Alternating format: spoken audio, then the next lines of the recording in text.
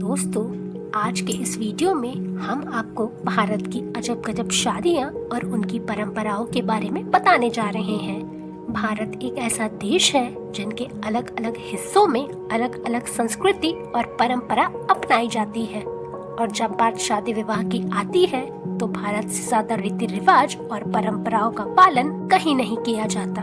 यहाँ वैदिक काल से ही अलग अलग तरह से शादियों का चलन है। रामायण में हमने सीता और राम का स्वयंवर देखा, फिर दुष्यंत और शकुंतला का गंधर्व विवाह देखा। इसी तरह आज हम आपको कुछ अनोखी शादियों के बारे में बताने जा रहे हैं। सबसे पहले हम उत्तर प्रदेश के सरसौल के कुछ आदिवासी इलाकों की बात कर रहे हैं, जहां दूल्हे और बारात का स्वागत बड़े ही अनोखे तरह से किया जाता है। आमतौर पर जिस दूल्हे और बारातियों का स्वागत आरती और फूलों से होता है, यहाँ के लोग टमाटर से दूल्हे का स्वागत करते हैं। इतना ही नहीं, यहाँ लोग खूब गालियाँ भी देते हैं। अब हम तमिल की एक अनोखी शादी की बात करने जा रहे हैं, जहाँ ब्राह्मणों की शादी में विवाह से तुरंत पहले दूल्हे के सन्यासी बनने की जिद करने का रिवाज है। सुनने में अजीब जरूर लगेगा, लेकिन ये तमिल लोगों के बीच की परंपरा है।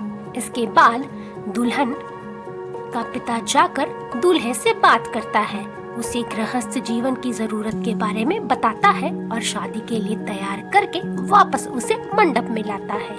अब हम बिहार के कुछ ऐसी परंपरा की बात करने जा रहे हैं, जहां शादी के बाद दुल्हन पहली बार जब ससुराल आती है तो उसे सिर पर मिट्टी के बर्तन रख दिए जाते हैं। दरअसल उस दुल्हन को इन्हीं बर्तनों के साथ बड़ों का आशीर्वाद लेना होता है। पहले के समय में जो स्त्री होती थी वो इन बर्तनों के साथ अपना संतुलन नहीं बना पाती थी, जिस कारण उन्हें काफी शर्मिंदा भी होना पड़ता था।